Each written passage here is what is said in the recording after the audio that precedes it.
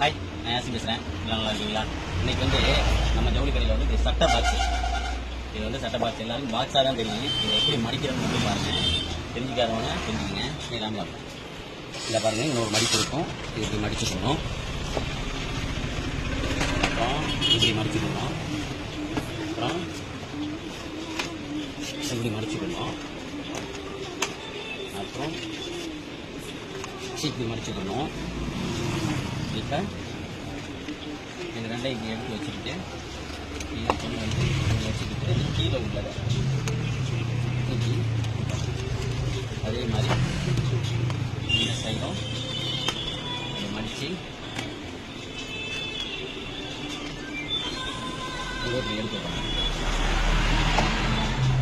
அந்த box ready. இதே மாதிரி தான் கீ பாக்ஸும். இதை போட்டோம்னா சட்டை உள்ளே வச்சிடலாம். அந்த பண்ணி பாக்ஸ் இருக்கா போட்டுடலாம்.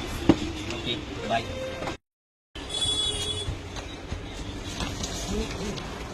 எனது கடையின் பொறுப்பான ஊழியர் ஜெகன் பாருங்க, சட்டை பாக்ஸை வந்து மடிக்கிறாப்புல.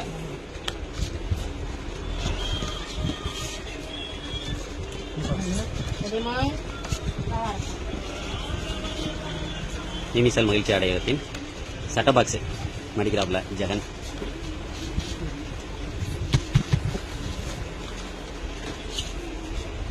இதில் என்ன ஒரு சிறப்புனா, அவர் வந்து இந்த சட்டை பாக்ஸ் வந்து ஒரு கையிலேயே மடிச்சிருவார்.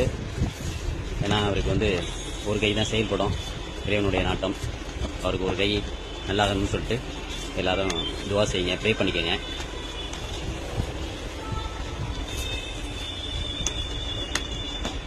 நம்மளாம் இரு கையில் வேலை செய்வோம், அதுவே ரொம்ப கஷ்டமாக இருக்குது.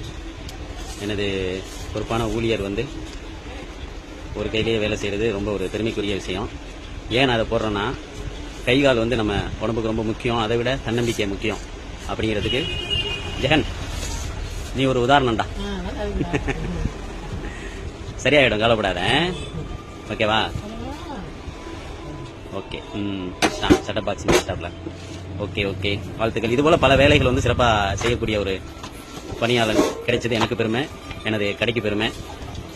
அனைவரும் மனதை தூய்மையாக வைத்துக்கொண்டு தனது கடைக்கு உண்மையாக வேலை செய்ய வேண்டும் என்பது, அதாவது கடைக்கு உண்மையானா நம்ம எங்கே இருக்கிறோமோ அங்கே விசுவாசமாக இருக்கணும்.